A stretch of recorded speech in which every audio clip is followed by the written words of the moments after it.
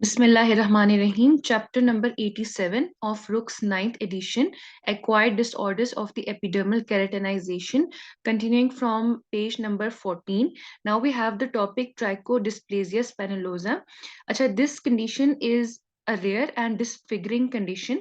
और इसमें क्या होता है कि आपकी जो हेयर फॉलिकल होता है ना, उसमें जो इनर रूट शीट होती है वो अफेक्ट हो जाती है एक वायरस से, और उस वायरस का नाम है पोलियोमा वायरस। और ये स्पेसिफिकली उन पेशेंट्स में होगा जो इम्यूनो कॉम्प्रोमाइज्ड पेशेंट्स होंगे। तो अगेन इसके हम सिनोनिम्स देख लेते हैं। Polyoma virus associated trichodysplasia and trichodysplasia of immunosuppression. अब ये क्या करेगा कि आपकी, हमने यही बात की कि हेयर फॉलिकल का जो इनर रूट शीट होता है वहां पे जो केराटिनोसाइट्स प्रेजेंट होते हैं, ये उसको इन्फेक्ट करता है। अच्छा, एज में है कि सारी एज ग्रुप को कर सकता है, एथनिसिटी में किसी भी एज ग्रुप को अफेक्ट कर सकता है। और इस पैराग्राफ में एसोसिएटेड डिजीजेस में लिखा हुआ है कि वो पेशेंट जिनमें ऑर्गन ट्रांसप्लांट हुआ हो और फिर वो इम्यूनोसप्रेसिव थेरेपी पे हो, तो उन पेशेंट्स में ये ट्राइकोडिस्प्लेजिया स्पाइनोलोसा कॉमन कंडीशन है। और वो पेशेंट्स जो लिम्फोसिटिक ल्यूकीमियाज के हैं, और कुछ केसेस ऐसे रिपोर्ट किए गए हैं जो सिस्टमिक लूपस एरिथमेटोसिस यानी कि एसएलई के पेशेंट्स में भी ट्राइकोडिस्प्लेजिया स्पाइनोलोसा देखा गया है। इसके प्री डिस्पोजिंग फैक्टर्स में हम देखते हैं इसका नाम है TSPYV, ट्राइकोडिस्प्लेजिया स्पाइनोलोसा पोलियोमा वायरस है। और अगेन वही लिखा है कि अपॉर्चुनिस्टिक वायरस है। इम्यूनो सप्रेशन, वो पेशेंट्स जो इम्यूनो सप्रेसिव थेरेपीज पे होते हैं उनको इन्फेक्ट करता है। इसकी हिस्टोपैथोलॉजी पे हमें क्या मिलेगा, जो आपके हेयर फॉलिकल्स हैं उसमें एबनॉर्मल मेचुरेशन मिलेगी, और जो आपका हेयर फॉलिकल इनफंडिबुलम होता है ना, वो डायलेटेड होगा, और वो infundibulum will be plugged by the eosinophils and keratinocytes। और उन eosinophils में आपको क्या मिलेंगे, लार्ज ट्राइकोहाइलाइन ग्रैन्यूल्स मिलेंगे। जब आप इलेक्ट्रॉन माइक्रोस्कोपी करेंगे तो उसमें आपको वायरस मिलेगा जिसका साइज होगा 28 नैनोमीटर, और वायरस के पार्टिकल्स आपको मिलेंगे। बाकी जब आप इम्यूनोफ्लोरेसेंस कराते हैं, एंटीबॉडीज जो देखते हैं अगेंस्ट दी ट्राइकोहाइलाइन, और आपको TSPYV VP1 प्रोटीन इसमें मिलेगी। फिर कॉजेटिव ऑर्गेनिज्म में हम देखते हैं ट्राइकोडिस्प्लेजिया स्पाइनोलोसा पोलियोमा वायरस जो है group 1 double stranded DNA virus है। It belongs to the family of polyoma viridae and genus है orthopolyoma virus, and it is related to the Merkel cell polyoma virus. फिर ये देखा गया है कि जो ये वायरस है पोलियोमा वायरस, ये नॉर्मल जनरल पॉपुलेशन में भी प्रेजेंट होता है, यानी कि मुझ में और आप में भी ये 70% ऑफ द जनरल पॉपुलेशन में प्रेजेंट होगा। लेकिन ये कब एक्टिवेट होगा, कब इन्फेक्ट करेगा, तब जब एक पेशेंट इम्यूनो कॉम्प्रोमाइज्ड स्टेट में हो। और जब हम देखते हैं कि in contrast to the Merkel cell polyoma virus, जो ट्राइकोडिस्प्लेजिया स्पाइनोलोसा पोलियोमा वायरस है, इट कॉजेज डिस्प्लेजिया, और जबकि मर्कल सेल पोलियोमा वायरस जो है, it is a neoplastic condition. Clinical features and history and presentation जब हम देखते हैं इसमें, तो अगेन वही बात है, वो पेशेंट्स जो कि हार्ट ट्रांसप्लांट रिसिपिएंट थे, वो उनमें रिपोर्ट किया गया था कि उनको एलोपेशिया ऑफ द आईब्रोज हुआ, followed by the multiple appearance of the painful follicular papules. ये आप इसकी पिक्चर देख सकते हैं यहाँ पे। नोज पे आपको मल्टीपल कैरेटोटिक स्पाइकी पेप्यूल्स मिल रहे हैं इन picture 1 figure A, and also in picture 2 figure B। अच्छा, और आपको इसमें भी एक लियोनी फेसिस मिल सकता है, कब, जब रैपिडली कोइलेज हो जाए ये spiky painful follicular papules. Presentation में वही है कि शाइनी फॉलिकुलर पेप्यूल्स होंगे with central spiky keratotic spikes which forms on the facial skin. अच्छा, फिर हम इसकी डिफरेंशियल डायग्नोसिस इंपॉर्टेंट है। ट्राइकोडिस्प्लेजिया स्पाइनोलोसा की डिफरेंशियल्स में केराटोसिस पाइलेरिस, लाइकन नाइटिडिस एंड फॉलिकुलर म्यूसिनोसिस आता है। फिर इसकी इन्वेस्टिगेशंस में आप स्किन बायोप्सी करते हैं तो आपको कैरेक्टरिस्टिक चेंजेस जो भी हमने प्रीवियसली डिस्कस की थी हेयर फॉलिकल में, वो मिलती हैं। मैनेजमेंट में इसका ये पैराग्राफ है, हम नेक्स्ट पेज पे देखते हैं, वहां पे प्रॉपरली एक ट्रीटमेंट लैडर दिया गया है। क्योंकि हमने ये देखा कि ये condition is caused by the immunosuppression, तो आपने क्या करना है, रिडक्शन ऑफ द इम्यूनोसप्रेशन करना है अगर तो पॉसिबल है। If you can not do this, तो फिर आप एंटीवायरल्स देंगे, क्योंकि ये condition is caused by the polyoma virus, तो आप ओरल वेल जेनसिक्लोविर देंगे, या फिर टॉपिकल सीडोफोविर दे सकते हैं। सेकेंड लाइन में आप टॉपिकल रेटिनोइड्स दे सकते हैं, दैट इज दी टॉपिकल टिजेरोटीन दे सकते हैं। थर्ड लाइन में आप पेशेंट को टॉपिकल एसिक्लोविर दे सकते हैं, और ग्रीन टी एक्सट्रैक्ट का जो कंपाउंड है एपीगेलेक गैलोकेटिकिन वो दे सकते हैं। 2 डीऑक्सी डी ग्लूकोज दे सकते हैं। Then next topic we have is the Flegel disease. Flegel disease जो है एक ये ऑटोजोमल डोमिनेंट कंडीशन है, रेयर कंडीशन है। इसमें आपको क्या मिलेंगे, ये इसकी पिक्चर भी है। इसमें आपको फ्लैट केराटोटिक पेप्यूज मिलेंगे on the lower legs and the dorsa of the feet, और ये कंडीशन ज्यादातर ओल्डर एंड एल्डरली पेशेंट्स में होता है। इसका सेकंड सिनोनिम नेम है हाइपरकेराटोसिस लेंटिकुलरिस परस्टांस। इसमें आपको जो पेप्यूल्स मिलेंगे वो 1 to 5 mm इन डायमीटर होंगे, topped with the horny keratotic scales हैं, और जब आप इन स्केल्स को रिमूव करेंगे तो आपको ब्लीडिंग मिलेगी। ये कंडीशन अगेन कॉमन है dorsa of the feet and lower limbs में। फिर हम नीचे देखते हैं जो एथनिसिटी है, ये वाइट पॉपुलेशन में ज्यादा कॉमन है, और इसकी एसोसिएटेड कंडीशंस में आपको एंडोक्राइनोपैथीज मिलेंगी, जैसे कि डायबिटीज के साथ ये एसोसिएटेड है। Now, talking about the pathophysiology of the flagell disease. Yes, over here. अच्छा, इसमें ये होता है कि आप ये कंडीशन अल्ट्रावायलेट रेडिएशन की वजह से भी हो सकती है। जब आप इलेक्ट्रॉन माइक्रोस्कोपी करेंगे तो इसमें आपको लैक ऑफ पॉसिटी मिलेगी, और आपको ऑर्डलैंड बॉडीज मिलेंगी इन द स्ट्रैटम ग्रेनुलोसम, और आपको हिस्टोपैथोलॉजी पे साथ में हाइपरकेराटोसिस मिल सकती है। फिर जब आप इम्यूनोलॉजिकल स्टडीज करते हैं तो यू विल फाइंड कि ये टी सेल मीडिएटेड कंडीशन है, यानी कि ये शो करेगा कि cell mediated immune response to the keratinocytes. Pathology में आप जब इसको देखेंगे तो आपकी जो स्ट्रेटम कॉर्नियम है वो थिकंड हो जाएगी, और उसमें इओसिनोफिल्स होंगे। जो आपकी स्ट्रेटम स्पाइनोजम है वो कंप्रेस हो जाएगी, और जो आपकी स्ट्रेटम ग्रेनुलोजम है वो एब्सेंट हो जाएगी, और इसमें आपको पैची पैराकेराटोसिस मिलेगी, और साथ में डर्मिस में लिम्फोसिटिक इन्फिल्ट्रेट्स मिल सकते हैं। जेनेटिक्स में इसके familial and non familial variant है, और ये ऑटोजोमल डोमिनेंट कंडीशन है। इन्वायरमेंटल फैक्टर्स में आ जाता है कि this condition is caused by the sun aggravation, UV radiation, और सन एक्सपोज्ड एरियाज में हो सकता है। Then talking about the differential diagnosis of the flagell disease, इसके differentials में आएंगे actinic keratosis, arsenical keratosis, Darius disease, and acquired reactive perforating dermatosis, which is the Kyle disease, porokeratosis, and stuccokeratosis. Stuccokeratosis is a variant of the seborrheic keratosis. फिर जब आप इसकी history and presentation देखते हैं तो small केराटोटिक papules मिलेंगे आपको lower limb में, एल्डरली पेशेंट्स में ज्यादातर होंगे, और ये स्लोली स्प्रेड करेगा लेग्स पे, और वैसे ये एसिम्प्टोमेटिक है, it's not a itchy condition. Presentation में आपको red brown non follicular keratotic papules मिलेंगे, जिनका साइज होगा 1 to 5 millimeters तक, और ये आपके अदर देन लोअर लिम्स, ये आउटर ईयर लोब्स को, आर्म्स को, पाम्स एंड सोल्स को, एंड ओरल म्यूकोजा को भी इन्वॉल्व कर सकते हैं।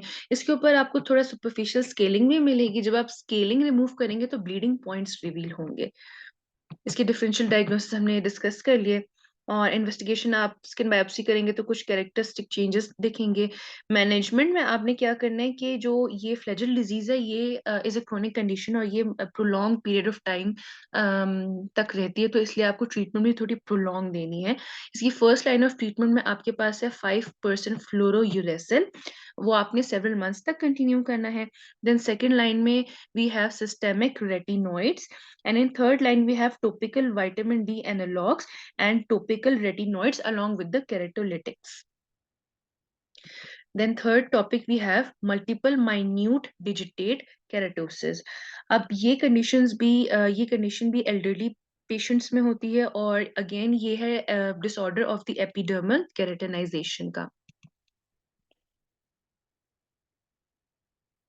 इसकी एज अगर आप देखें, एक तो ये मोस्ट जनरली वैसे तो एल्डरली पेशेंट में प्रेजेंट करता है जो कि 60 इयर्स ऑफ एज में है, लेकिन ये कुछ यंग पेशेंट्स में भी जो कि 20 to 30 इयर्स की एज में है, उनमें भी ये शो होता है। और कुछ इसके ऐसे वेरिएंट्स है जो कि मेलिग्नेंसी के साथ एसोसिएटेड है। ये कंडीशन जो है मेल प्रिडोमिनेंस शो करती है। एथनिसिटी कोई भी नो रेशियल प्रिडिलेक्शन इसमें है। एसोसिएटेड कंडीशंस जब आप देखेंगे तो ये सन की वजह से भी एग्रेवेट हो सकती है, रेडियोथेरेपी की वजह से, सर्टेन ड्रग्स हैं जैसे कि एसीट्रेटिन, सिम्वास्टेटिन एंड साइक्लोस्पोरिन, और मलिग्नेंसी की वजह से भी हो सकता है। तो टॉकिंग अबाउट द पैथोफिजियोलॉजी, तो मल्टीपल माइन्यूट डिजिटेट केराटोसिस के बेसिकली 3 वेरिएंट्स हैं। Number 1 is the genetic variant, because it's an autosomal dominant condition. और अगर ये जेनेटिक है तो फिर ये अर्ली प्रेजेंट करेगी, like 20 to 30 years of the age में। Then second variant is the drug associated और द सन एसोसिएटेड। और ड्रग्स में हमने ये देख ली थी, ये जो एसीट्रेटिन है, सिम्वास्टेटिन है, साइक्लोस्पोरिन है। Then third variant is the sporadic form of the multiple minute digitate keratosis. ये एसोसिएटेड होती है पैरान्यूप्लास्टिक फिनोमेना के साथ। जब आप इसकी पैथोलॉजी करेंगे, हिस्टोपैथोलॉजी पे आपको मिलेंगे discrete columns of the compact hyperkeratosis arising from acanthotic interfollicular epidermis. ये आपको स्ट्रैटम कॉर्निया में जो है हाइपरकेराटोसिस मिलेगी, लेकिन वो डिस्क्रीट मिलेगी, थ्रू आउट एपिडर्मिस नहीं मिलेगी आपको। और इसमें आपकी ग्रैन्युलर लेयर इंटैक्ट होती है, डर्मिस में कोई इन्वॉल्वमेंट नहीं होती। जब आप इलेक्ट्रॉन माइक्रोस्कोपी करते हैं तो आपको केरेटो हाइलाइन बॉडीज जो है थोड़ी सी स्मॉलर देन नॉर्मल साइज मिलेंगी, लेकिन ऑर्डलाइन बॉडीज मिलेंगी, जैसे कि हमें फ्लैजेल डिजीज में मिल रही थी। जेनेटिक में भी सेट कि it's an autosomal dominant condition, अगर तो इसका जेनेटिक वेरिएंट है। फिर talking about the clinical features, history and presentation में हमारे पास आता है कि sudden appearance of the asymptomatic tiny spiky keratosis इसमें मिलेगी। और इसमें आपको जो है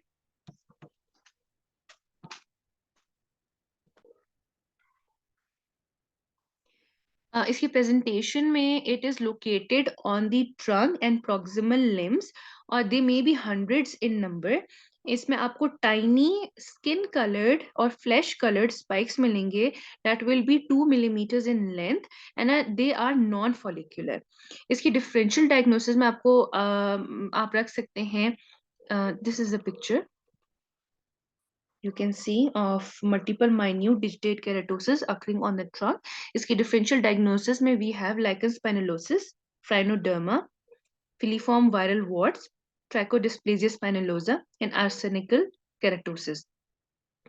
इन्वेस्टिगेशंस में आपको malignancy को रूल आउट करना है, और ट्रीटमेंट में आपको फर्स्ट लाइन में केराटोलिटिक एजेंट्स देने हैं, such as salicylic acid, lactic acid along with the emollients. Second line में आपने टॉपिकल रेटिनॉइड्स देनी in combination with the emollients और urea containing moisturisers. And third line में आपको टॉपिकल 5 फ्लोरोयूरेसिल देनी है। Then we have a most important topic of this chapter is the porokeratosis. Porokeratosis में क्या होता है कि clonal expansion of the keratinocytes होगा which differentiate abnormally, but this is a not a neoplastic condition. आपको इसमें जो आपकी केराटिनोसाइट्स है ना, वो एबनॉर्मली थोड़ा सा प्रोलिफरेट करेंगे, लेकिन ये न्यूप्लास्टिक नहीं होगा।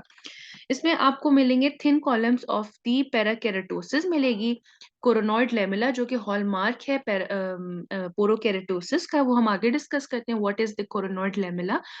और पोरोकेराटोसिस में हम कुछ वेरिएंट्स पढ़ेंगे कि उनमें से कुछ वेरिएंट्स है जो कि स्क्वेमस सेल कार्सिनोमा में डेवलप हो सकते हैं। इसके जो सिनोनिम्स हैं वो इसके वेरिएंट्स पे ही डिपेंड करता है। अच्छा, इसमें वी सेड कि पोरोकेराटोसिस जो है clonal expansion of the keratinocytes है which differentiate abnormally, but they are not neoplastic और नॉट हाइपरप्रोलिफरेटिव है। दिस कुड बी सिंगल और मल्टीपल है, लोकलाइज्ड हो सकता है, डिसेमिनेटेड हो सकता है, और ये जो है अटेन कर लेता है एन्युलर शेप। और इसकी जो हॉलमार्क है एन्युलर इन शेप है, इसके जो मार्जिन है वो थिन होंगे, थ्रेडी होंगे, एलिवेटेड रिम होगी उसकी. Then talking about the epidemiology, incidence and prevalence में it is a rare condition, लेकिन जो आपके डिसेमिनेटेड सुपरफिशियल एक्टिनिक पोरोकेरेटोसिस है, DSAP, वो सबसे most common form of the porokeratosis है. एज की अगर हम बात करें तो सबसे पहले हम ऐसा करते हैं कि इसके वेरिएंट्स देख लेते हैं और फिर आगे डिस्कस करते हैं. पोरोकेरेटोसिस के बेसिकली दो वेरिएंट्स हैं. एक है localised variant and disseminated variant. अब लोकलाइज्ड में भी इसकी फर्दर सब टाइप्स हैं और डिसेमिनेटेड में भी फर्दर सब टाइप्स हैं. लोकलाइज्ड के लिए आप एक निमोनिक याद रख लें, PMLPG. ठीक. इसमें आपके जो सब टाइप्स है, पोरोकेरेटोसिस of मिबिली, linear porokeratosis, punctate palmoplantar porokeratosis, genital porokeratosis and perianal porokeratosis. Disseminated में आप निमोनिक याद रख लें, PLS square. इसमें आपका सबसे पहले आएगा disseminated superficial actinic porokeratosis, disseminated superficial porokeratosis, systemized linear porokeratosis and disseminated palmoplantar porokeratosis. जो porokeratosis of Mibili है, this one is the classical form of the porokeratosis. If you talk about the age, जो आपके this form porokeratosis of Mibili जो कि classical form है ये, और साथ में linear porokeratosis ये बच्चों में होता है. आपका जो palmoplantar porokeratosis है वो adult patients में होगा. जो आपका disseminated superficial actinic porokeratosis है वो adult में है, मोस्ट कॉमन है और फीमेल्स को अफेक्ट करता है और it is secondary to the sun. बाकी जो फॉर्म्स ऑफ द पोरोकेरेटोसिस हैं वो यूजुअली मेल्स को अफेक्ट करते हैं. इसके साथ जो एसोसिएटेड डिजीजेस हैं वो है HIV, Crohn's, diabetes, liver diseases, chronic renal failure, hematological and solid tumors are associated with the porokeratosis. So basically this picture is showing you the coronoid lamella, which is a hallmark of the porokeratosis.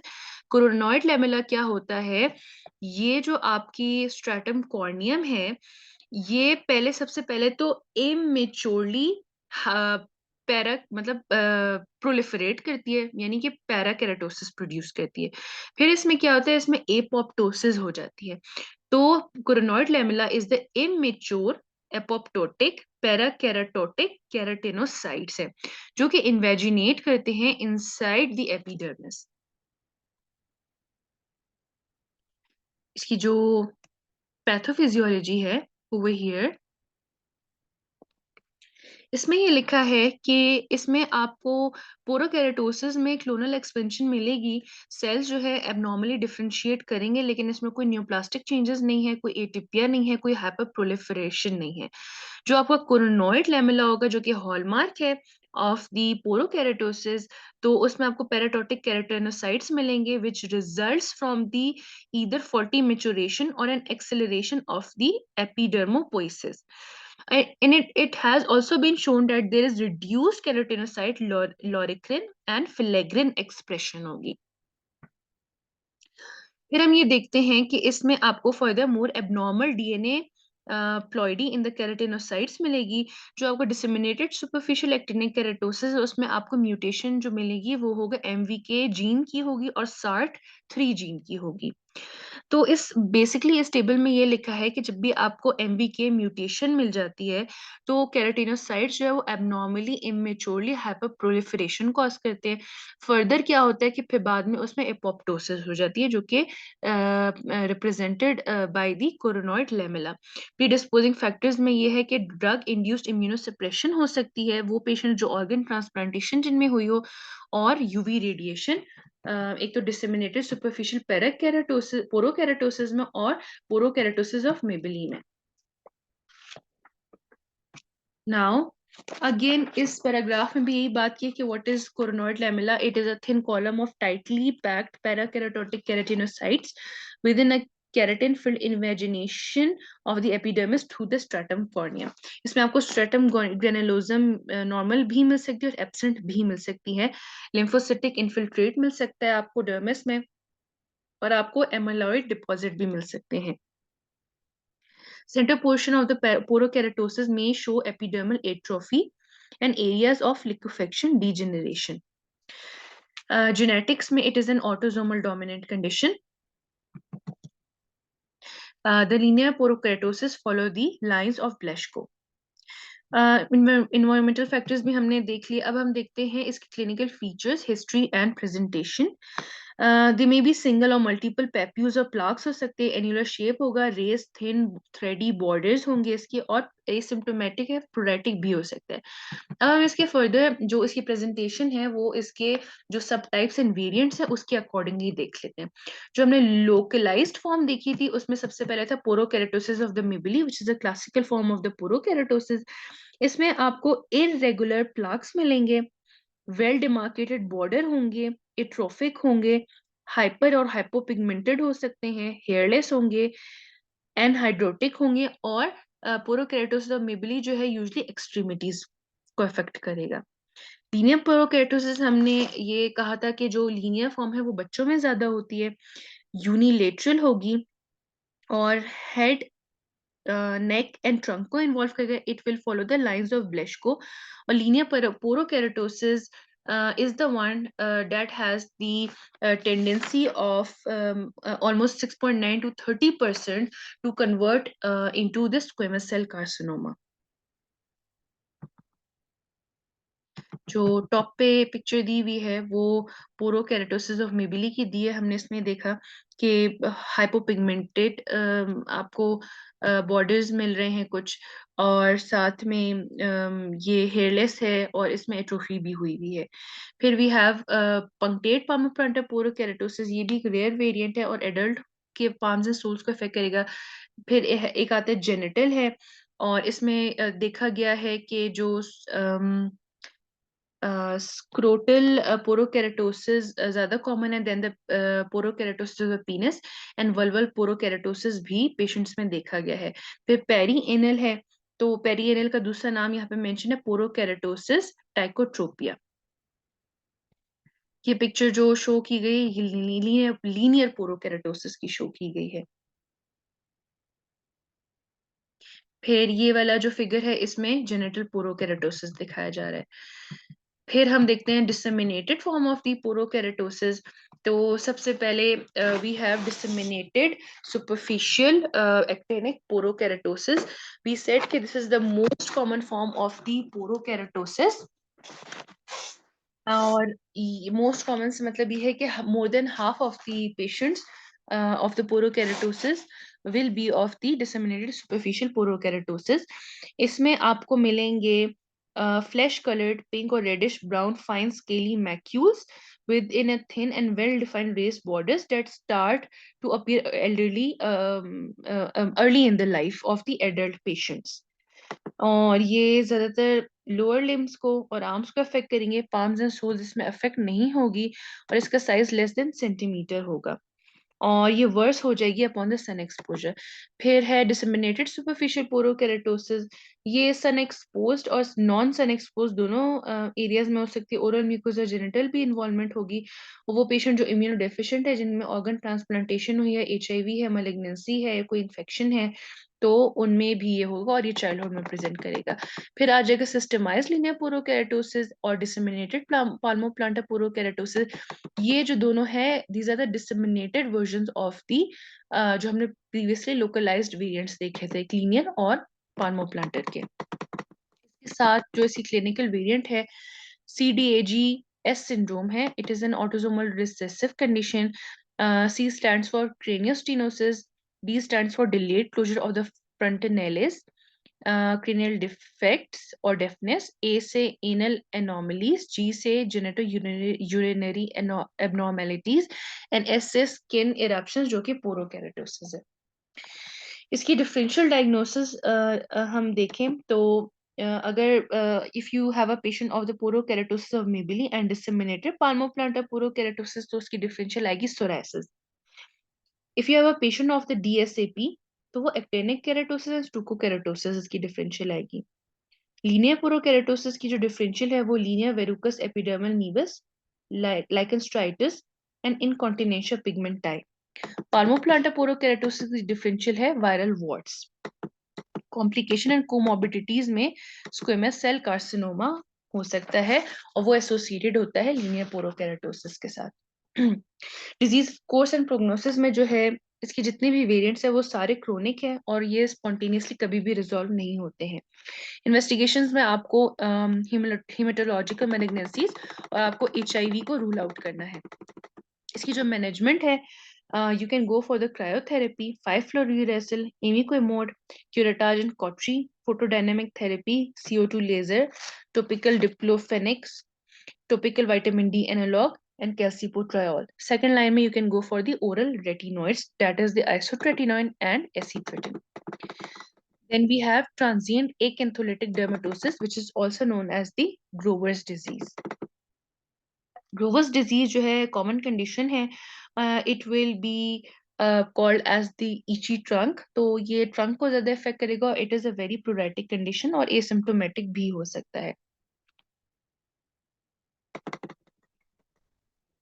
Talking about the age and gender, age it is going to affect the elderly patients जो 61 years को cross कर गए हों, और female to mail ratio अगर देखा जाए तो मेल प्रिडोमिनेंस इसमें शो होती है और वाइट पॉपुलेशन को ज्यादा इफेक्ट करता है। इसके साथ जो एसोसिएटेड कंडीशंस है वो है psoriasis, asteatotic eczema, contact allergic dermatitis, contact irritant dermatitis, and this may be associated with the skin cancer and hematological malignancies. Pathophysiology में कुछ एंटीबॉडीज हैं अगेंस्ट दी केराटिनोसाइट्स, और इसमें आपको IgA and IgG auto antibodies मिलेंगी। प्रीडिस्पोजिंग factors में UV radiation है, heat and sweating है, और ये देखा ही जाता है कि अगर एसोसिएटेड विद द स्वेटिंग है तो eccrine sweat glands are involved in this.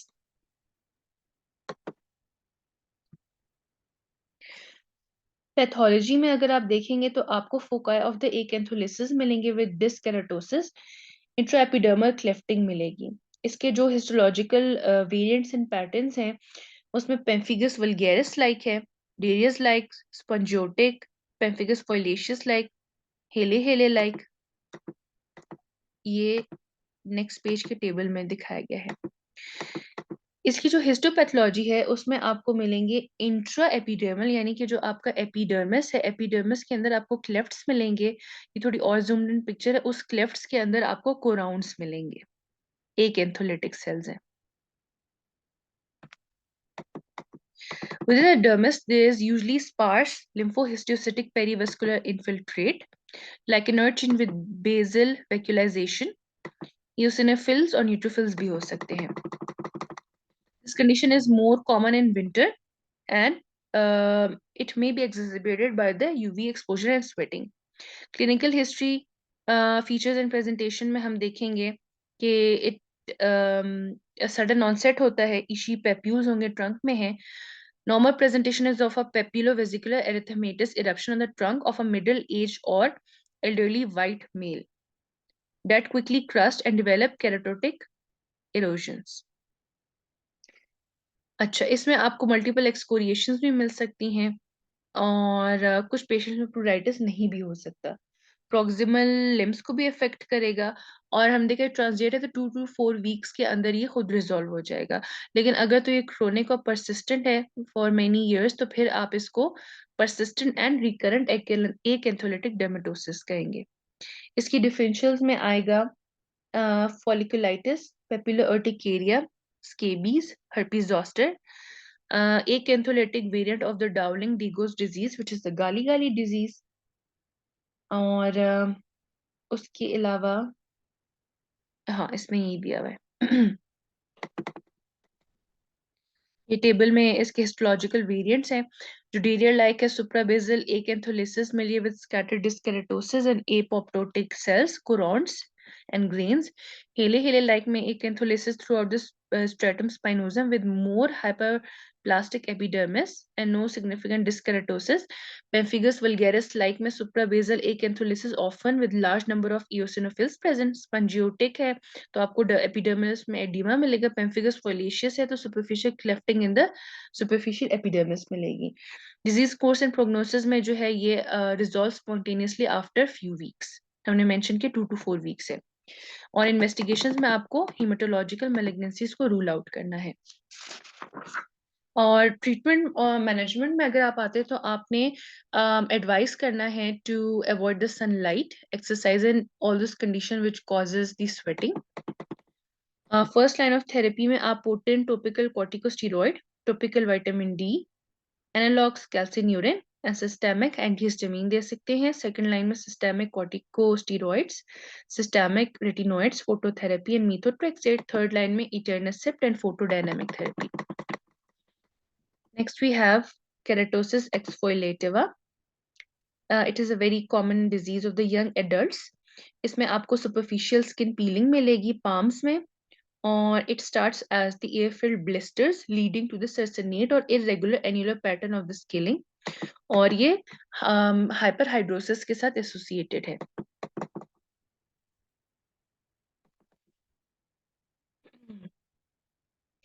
ये acquired form of the non inflammatory skin condition है. यंग एडल्ट्स को अफेक्ट करेगा. और जो इसके इन्वायरमेंटल फैक्टर्स हैं वो ज्यादातर ये समर्स में प्रेजेंट होती है ये कंडीशन. इसकी जो पैथोफिजियोलॉजी है इसमें आपको डीजेनरेटेड कॉर्नियोडेस्मोसोम्स मिलेंगे within this stratum corneum, and this no inflammatory infiltrate because it's a non inflammatory condition. और यहाँ पे आपको कॉर्नियोडेस्मोलाइसिस मिलेगी.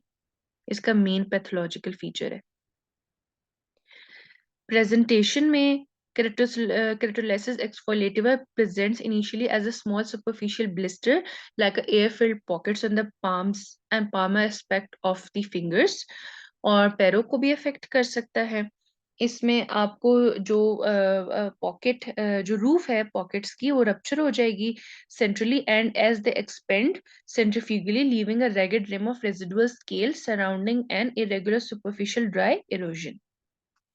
इसकी डिफरेंशियल डायग्नोसिस में आपने रखना है pompholyx, psoriasis, tinea manuum, EB simplex और acral skin peeling syndrome.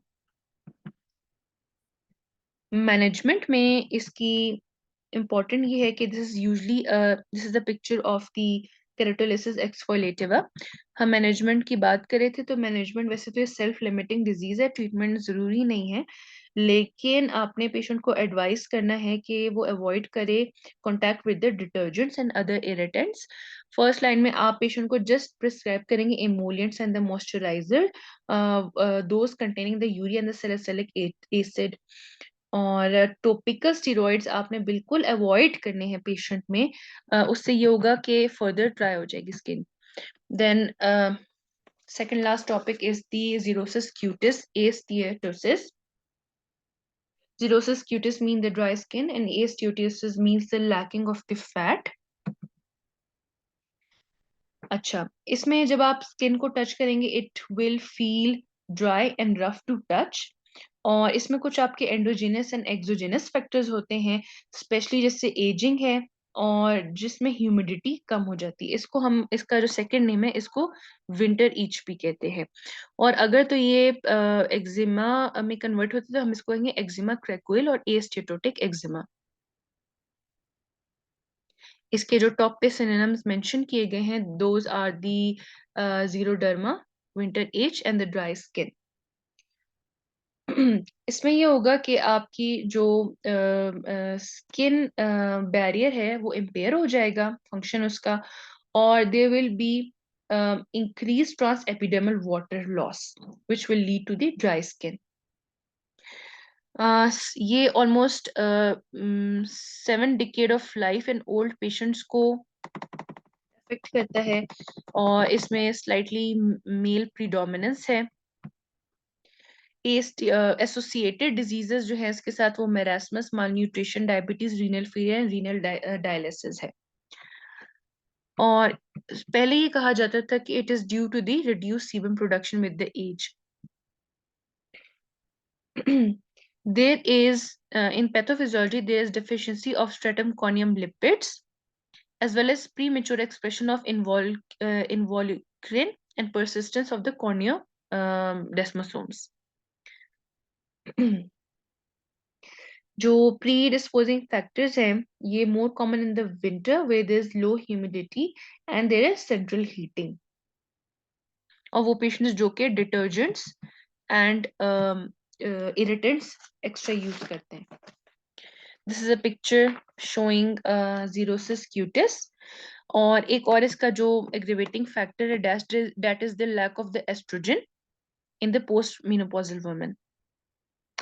Pathology with no histological abnormalities apart from slight irregularity in the stratum corneum. Environmental factor में अगेन वही बात है कि लो ह्यूमिडिटी जहां जहां होगी, जैसे विंटर है, सेंट्रल हीटिंग है, तो उनमें आपका lack of the stratum corneum lipids हो जाएंगे. This condition is very itchy. और प्रेजेंटेशन में देखेंगे तो मोस्टली शिन्स को इफेक्ट करेगा, वाइड स्प्रेड होगा, और एब्डोमेन को भी इफेक्ट कर सकता है, ब्रेस्ट को कर सकता है.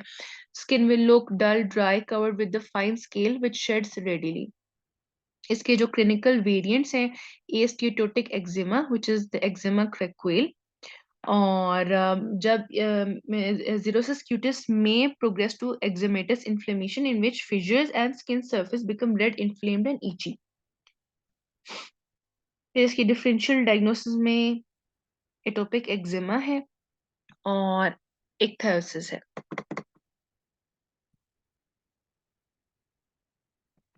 डिजीज कोर्स एंड प्रोग्नोसिस में ये सीजनल यानी कि विंटर्स के साथ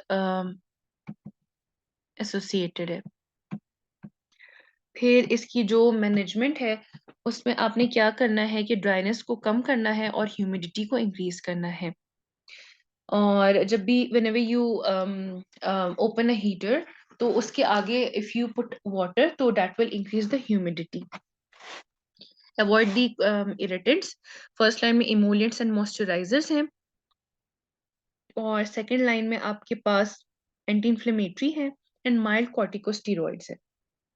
वैसे तो टॉपिकल कॉर्टिकोस्टेरॉइड्स को अवॉइड करना चाहिए बिकॉज वो स्किन बैरियर को थोड़ा डैमेज करता है. और अगर ये एस्टेटोटिक एक्जिमा मतलब कि इन्फ्लेमेटरी कंडीशन में कन्वर्ट हो गया तो फिर टॉपिकल टेक्रोलिमस एंड पायमेक्रोलिमस भी आप यूज कर सकते हैं. Then last topic we have acute epidermal distension and acute oedema blister. अब ये जो कंडीशन है, in the absence of any chronic blistering disorder, अगर तो बॉडी में कोई आपकी एडिमा हो गया है और उसके ऊपर ब्लिस्टर बनता है तो that condition is known as the acute epidermal distension and acute edema of the blister. This is the acute distension of the uninflamed skin in the absence of disorder of epidermal integrity. Most commonly वो patients जो कि congestive cardiac failure हैं के होते हैं, उनमें oedema develop हो जाता है, तो उन पेशेंट्स में ये ब्लिस्टर्स बनते हैं.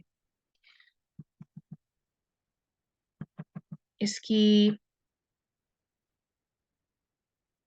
इसमें जो इस पैराग्राफ में जो लिखा है कि this is it affects the normal adhesion of the epidermis to the dermis. It also no, it is also the normal reaction to excessive thermal or frictional trauma.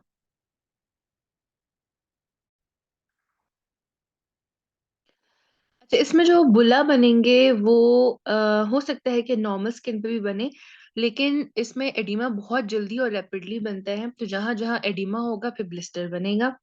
लेकिन इस ये डिपेंड करता है, speed of development of such acute oedema appears to be more important than the risk factor of the oedema.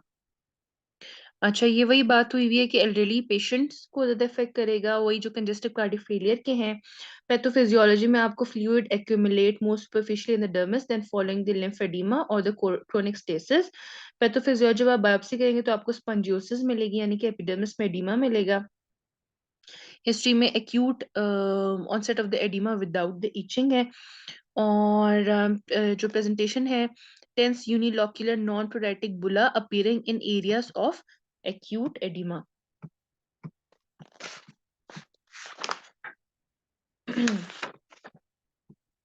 Then on next page, clinical variants में acute cutaneous distension may alternatively result in disruption of the epidermis as in asteatotic eczema.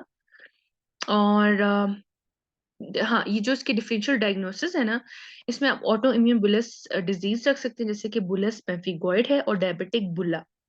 Disease course and prognosis में ये rapidly resolve हो जाएगा जैसे ही आपका oedema subside होगा और पीछे कोई स्कार नहीं छोड़ेगा। इन्वेस्टिगेशन में आपने जितनी भी आपकी ऑटो इम्यून बुलस डिसऑर्डर्स हैं, आपने उसको रूल आउट करना है। This picture is of the eczema craquele following the acute onset of edema. Talking about the management, इसमें आपने जस्ट ये करना है कि रिडक्शन ऑफ द एडिमा करवाना है, और अगर बुला बन गया है तो आपने उसको एसेप्टिक मेजर्स लेके उसको पंक्चर कर देना है ताकि अल्सर का जो रिस्क है वो रिड्यूस हो जाए। Thank you so much. Now we have completed chapter number 87 of Rooks.